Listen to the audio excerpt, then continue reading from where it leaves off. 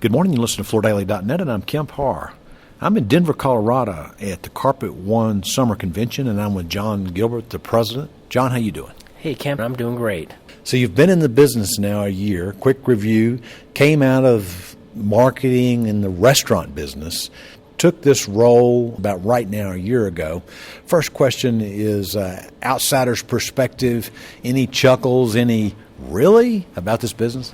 Well, for me, it's all been education. I didn't know anything about flooring other than maybe what a customer would know, and that still wasn't very much from my perspective. I hadn't been a flooring customer for probably 20 years. There hasn't been anything that's been terribly surprising in terms of the sort of consumer space or the vitality and the enthusiasm of the members for the business. Those have all been sort of confirmed.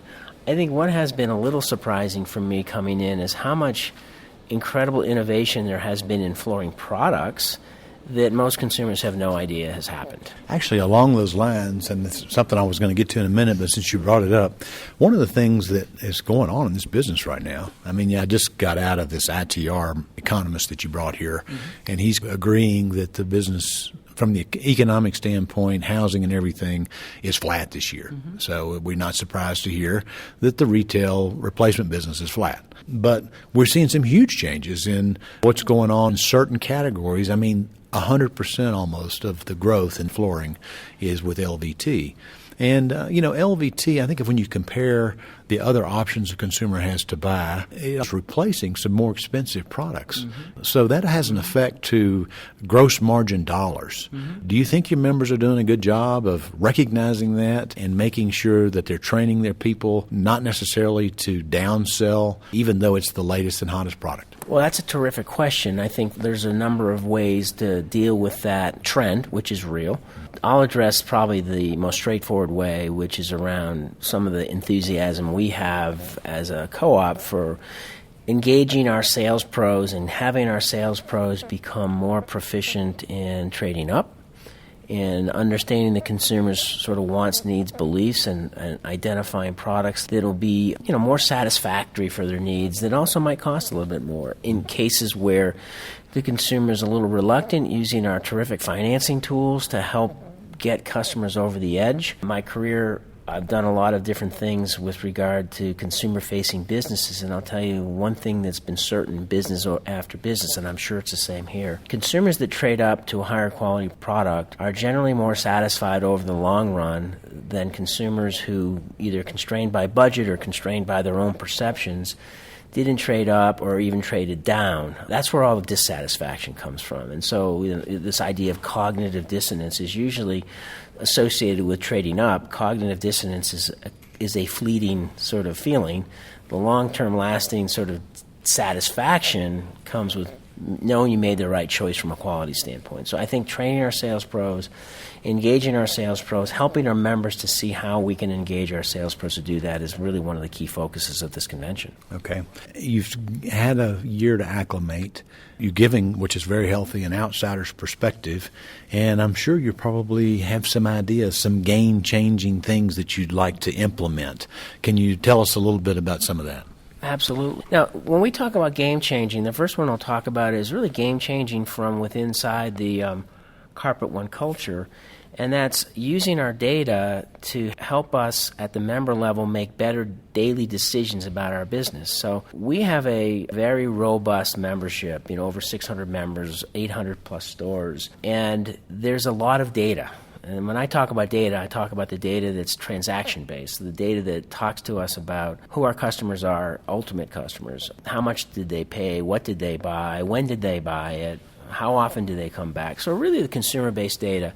We've got a lot of that. Right now it's all locked up at the unit level in the unit level POS system, so at our members' showrooms. We have the ability now to pull that data up, to look at it in an aggregate basis, to identify patterns and trends, and then to serve back to our members recommendations that aren't based on sort of an academic or a theoretic approach to business, but an actual factual approach. We have members who are far outperforming other members in specific areas. And so the notion of finding those best practices and sharing them back with the other members, it's a game changer for us. What's ironic is that in the industry that we're in and competing with folks like Lowe's and Home Depot, Floor and Decor, Lumber Liquidators, and others, and I don't know any of those businesses intimately in terms of my own experience, but I do know from running large businesses that they're all using their data and have been for a decade or more to make business decisions at the local and national level regarding their products, how they sell them, where they merchandise them,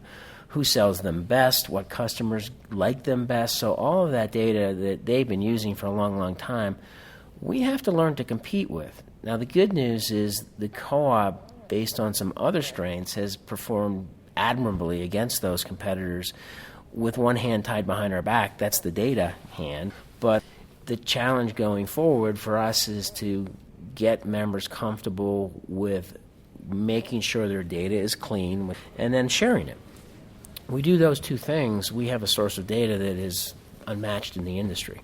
That's interesting you say that. You know, you would think that one of the simplest things to say with a Floor and Decor is, yeah, but where are the profits going? And we're talking about a local owner, local community, everybody who works here lives in the community. It seems like in and of itself would be, as long as that's mentioned, something to think about, right? Sure, absolutely. And I think one of the sort of add-on components to the use of data is to help our members, and I've got a lot of deep experience. A lot of my experience has been in, business turnaround situations where you get intimate with your P&L.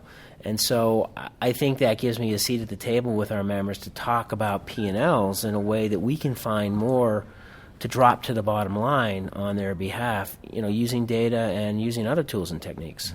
One question about the health of the membership. And I mean, you said there's 600, members, 800 stores, and you look around the room, there's a lot of gray hair in here. A lot of people are thinking about, a lot of them have children, they're going to take the business over. Some, though, are probably, as your member in Phoenix has just done, is exiting and being purchased. So a lot of that's going on right now, right?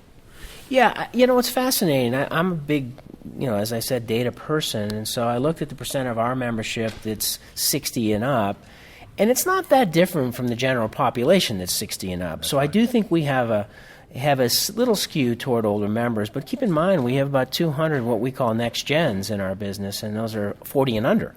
Okay. And so it's a pretty healthy balance. I can tell you we're supporting of the members who are looking for whatever transition plan they want to have. We have a number of folks on the team that work with them on those transition plans, including selling the business or passing the business on to their next generation. We're actively involved where members want us to be. Many of our members have their own plans in place. What my aspiration to do in this space as a president is to help them recognize more value from their business. So to help them engineer their P&Ls to present a better value to prospective buyers in this case, where it's really clear that something that someone's worked on for 30 plus years and made a good living from is actually a valuable business and not something that should be undervalued or not valued at all. And so one of my objectives is to over time to look at the multiple and maybe help increase the multiple, or look at the EBITDA and help them find out ways to improve their EBITDA so that business value is higher than it might be today.